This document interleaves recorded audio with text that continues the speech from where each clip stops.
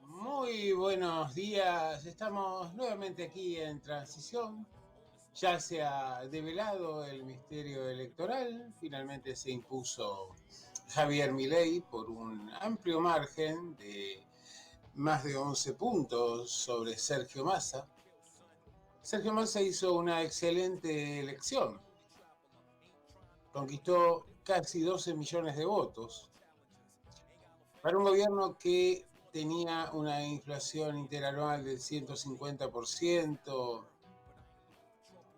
con una serie de demandas sociales que no habían conseguido responderse y con un ejecutivo ausente, tanto en el caso del presidente como de la vicepresidenta. Sergio Massa, en la mitad de la gestión, se puso el gobierno al hombro, trató de sacarlo adelante, consiguió imponerse en la primera vuelta electoral e hizo una elección realmente notable. No alcanzó.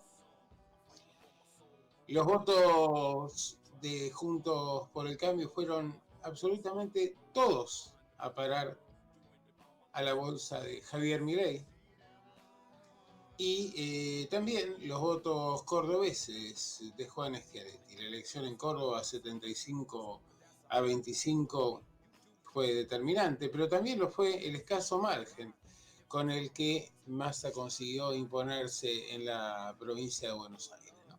Y esto es un dato interesante, ya habrá tiempo para reflexionar, analizar los números, ver si realmente existió toda la colaboración que se esperaba de gobernadores e intendentes, o una vez garantizada su reelección y sus cargos legislativos a nivel nacional, el esfuerzo fue mucho más recortado.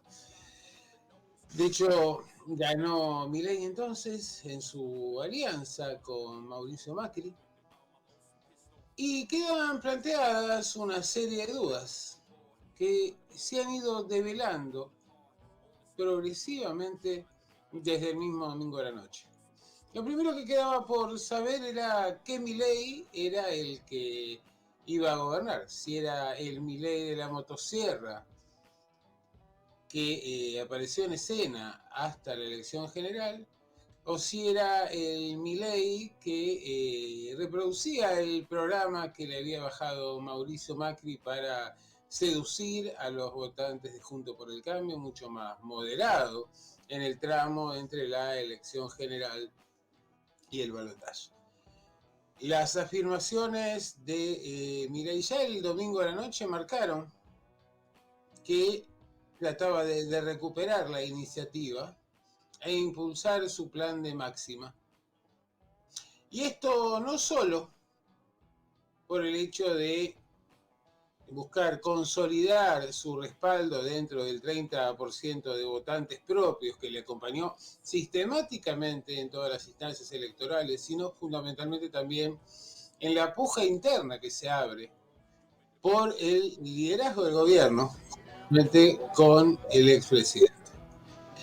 En este contexto, entonces, es donde nosotros vemos que se plantea uno de los primeros problemas y que tiene que ver con la gobernabilidad, así como uno de los factores que más impactó en el gobierno del Frente de Todos fue la confrontación, la disidencia entre Alberto y Cristina. Parece repetirse este escenario, o por lo menos tiene posibilidades de repetirse un escenario más o menos similar con Milei y Macri. La disputa está planteada por programas, por distribución de cargos. Fundamentalmente es compleja la situación y no podemos saber realmente hacia dónde avanzará esta definición. De hecho, Milei adelantó que va a impulsar procesos de privatización, que va a endeudarse en alrededor de $60.000 millones para liquidar las LELIQs y luego para impulsar el proceso de dolarización después de los primeros 6 meses. Planteó también que necesita 2 años más o menos para controlar la inflación. y también adelantó la eliminación, la privatización de los medios públicos, de TELAM, de la obra pública. Y evidentemente esto genera un escenario de confrontación. Milei planteó cuál iba a ser prácticamente casi todo su gabinete sin consultar a Macri. A Macri esto le ha disgustado. Hay algunos nombres que están, lo que viene de la estructura del PRO, pero que no llegaron a través de Macri, sino por relación directa con Milei. Y ahí se genera una primera cuestión bastante grave respecto de la gobernabilidad. Por el otro lado, vemos sí que hay algunas señales. Por ejemplo, Milei ya el domingo de la noche hizo una convocatoria a sumarse a su proyecto. Aquellos que desearan hacerlo, no importaba qué posición hubieran tomado antes de la elección. Abrió el libro de pases, de hecho. También vemos que Randazzo, Schiaretti, Liariora están tratando de articular un espacio con peronistas, prono-macristas, radicales, para generar un espacio de centro que respalde al nuevo gobierno. Los gobernadores de Juntos por el Cambio se están reuniendo en una especie de liga de gobernadores propia para aportar gobernabilidad y tal vez también para poner ciertos límites a la motosierra de Milei. Y en medio de todo esto, este martes pasan dos cosas que son significativas. La primera es el hecho de que se reunieron por una hora de manera testimonial, tal vez, Alberto Fernández y Javier Milei para hablar generalidades sobre la transición, luego se ocuparán los equipos técnicos.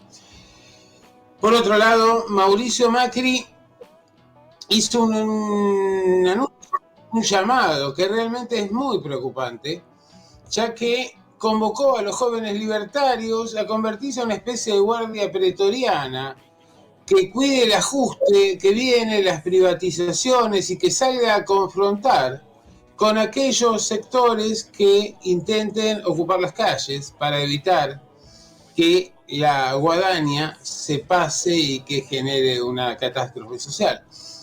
Milei habló del fin de la obra pública y con eso se pierden 500.000 puestos de trabajo.